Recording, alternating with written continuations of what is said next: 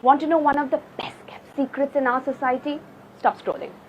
Well, it undoubtedly has to be about menopause and women's midlife care. Now, if you're a woman listening, then you must stay tuned. And if you're a man, but do have a woman in your life that you love, then you too must stay tuned.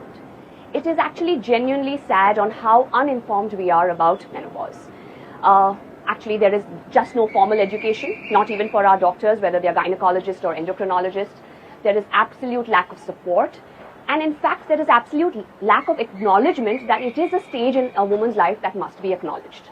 Well, the M Shift, the series, is just an attempt to create that shift, to talk and create the awareness about menopause.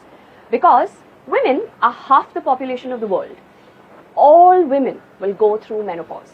In fact, it is said that by 2030, 1 billion women would be entering or would have entered into menopause.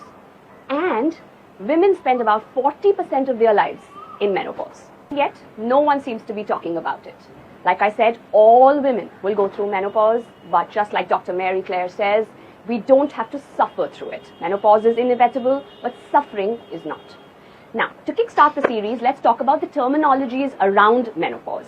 A woman's menopausal journey is primarily made up of three discrete segments: perimenopause, menopause, and postmenopause. Now, although there are different stages, the symptoms are more or less similar, and it may feel like one. That's primarily because it is the weaning stages where our sex hormones, progesterone, estrogen, and testosterone, are going down.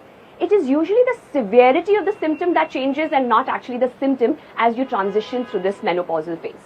Firstly, talking about perimenopause. Perimenopause is the start of the menopause transition. It is primarily when your periods have irregularities.